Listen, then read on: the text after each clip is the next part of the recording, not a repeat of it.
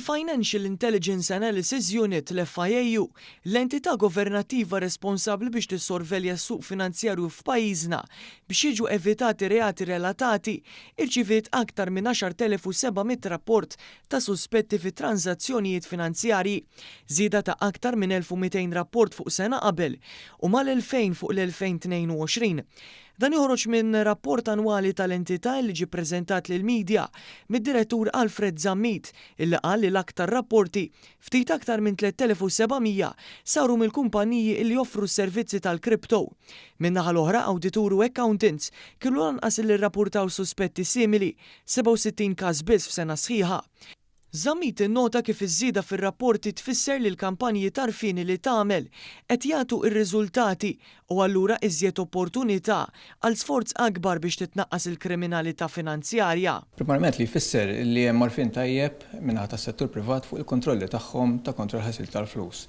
Huwa normali jekk kif is-settur finanzjarju anke dak li mhuwiex finanzjarju jiżviluppa ikollhom iktar għarfien fuq l-obbligi tagħhom u fejn jaraw li hemm rapport suspettuż dana jissammitjaw lill-FIU. Ġie spjegat kif 450 minn dawn ir-rapporti ġew referuti lill-Pulizija u ftit aktar minn 490 għand id-Dipartiment tat-Taxxi Malti, filwaqt li l-akbar ammont aktar minn 4300 ġew riferuti għand entitajiet simili barranin. Dan minħabba l-fatt li persuni li jkunu suspettużi ma jkunux jgħixu f'Malta iżda jagħmlu użu mis-servizzi lokali.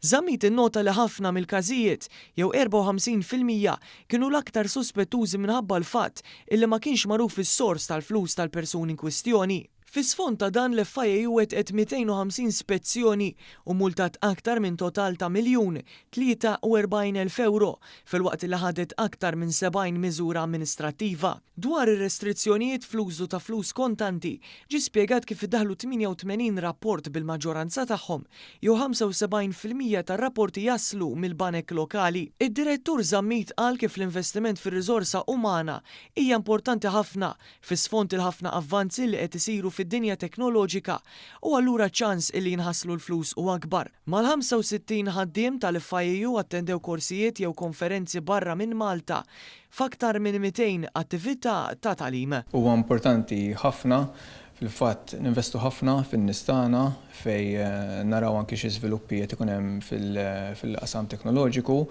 min-naħa tagħna u anke min-naħa tas-settur privat fil-fatt qed isir ħafna investiment anke naraw banek illum il-ġurnata li qed jużaw teknoloġija moderna ħafna u anke AI biex ikunu jistgħu jidentifikaw tranzazzjonijiet ta' natura sospettuża.